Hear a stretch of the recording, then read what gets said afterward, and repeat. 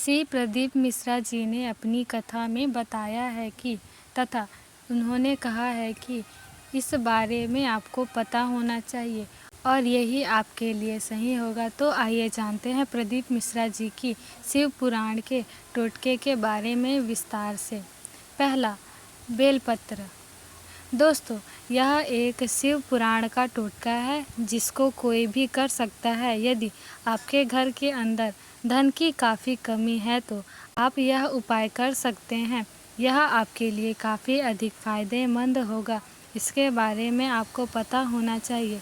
इसके लिए आपको करना यह है कि आप बड़ी बेलपत्र लाल चंदन लगाकर किसी भी शिवलिंग पर चढ़ाते हैं तो यह काफ़ी फ़ायदेमंद होता है और आपके घर के अंदर लक्ष्मी का वास होता है।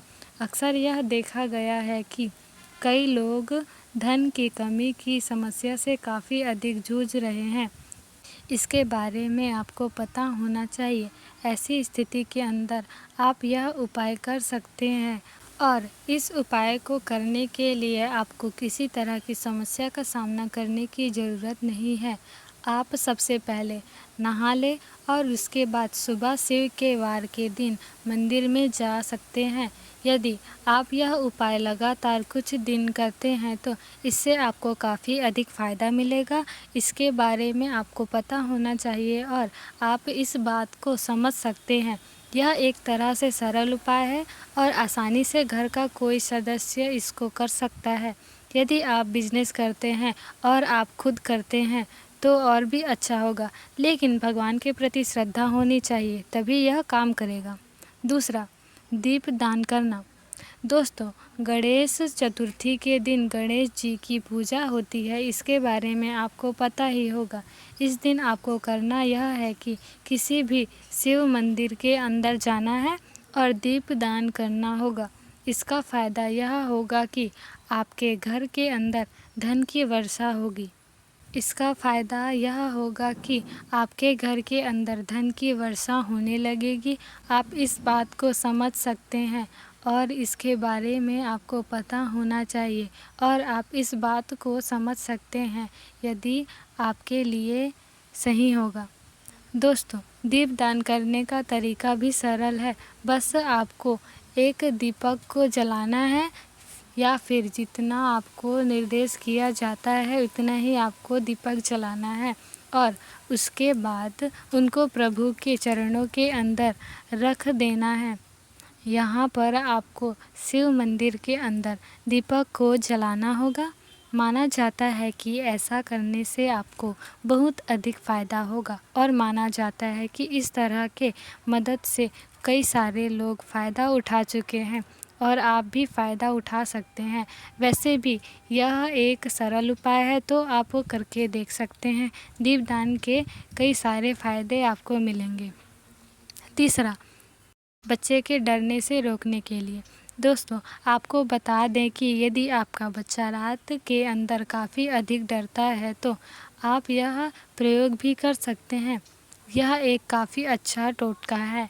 इसके बारे में आपको पता होना चाहिए। सोमवार के दिन बेलपत्र का कांटा मावे में डालकर थोड़ी शक्कर डालकर उसका लड्डू बनाना है और उसके बाद उस बच्चे के ऊपर से 12 बार उतार कर यदि आप कुएं के अंदर डाल देते हैं तो उसके बाद बच्चे के रात में डरने की और अधिक रोने की और खाने की जैसी समस्या होती है वह हल हो जाएगी। जैसे यदि आपका बच्चा रोता है तो आप यह प्रयोग कर सकते हैं और इससे आपका बच्चा रोना बंद कर देगा। खासकर ऐसी स्थिति के अंदर जब डॉक्टर को भी कोई कारण समझ नहीं आता तो कई बार ऐसी समस्या होती है कि बच्चा रोता है लेकिन उसको कोई बीमारी नहीं होती। इसके अलावा कई बार बच्चा पूरी तरह से स्वस्थ होता है लेकिन वह पूरी तरह से खाता नहीं, तो उस स्थिति के अंदर उसकी भूख को बढ़ाने में भी यह टोटका मदद कर सकता है। इसके बारे में आपको पता होना चाहिए। चौथा, प्रदीप मिश्रा जी की शिव पुराण के टोटके बच्चों को सुधारने के लिए। दोस्तों, आपको बता दें कि कुछ जो बच्चे होते हैं वे स्वभाव से ही काफ़ी उद्दंड करते हैं। यदि आपका बच्चा काफ़ी अधिक शरारती है तो आपको यह प्रयोग करना चाहिए। आप इस बात को समझ सकते हैं और इसके बारे में आपको पता होना चाहिए, और आप यदि अपने बच्चे को सुधारना चाहते हैं तो उसके बाद आप यह एक सरल सा टोटका कर सकते हैं। यह आपके लिए काफ़ी अधिक फ़ायदेमंद होगा। आप इस बात को समझ सकते हैं। तो आपको बाजरे की 2 रोटी बनानी होगी और उसको एक साइड से सेकना होगा। फिर एक रोटी पर गुड़ चावल बेल पत्र रखना, दूसरी रोटी से ढकना है और नहाने से पहले सोमवार के दिन किसी बेल को बच्चे के हाथ में दिलवा देना है। बस ऐसा करने से आपका जो उद्दंड बच्चा है, यह जो काफ़ी शरारती था, वह सही हो जाएगा।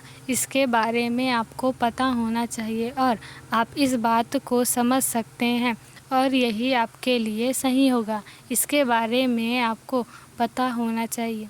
इस तरह से यदि आपका बच्चा नहीं सुधर रहा है तो यह एक अच्छा उपाय है जिसको आप कर सकते हैं।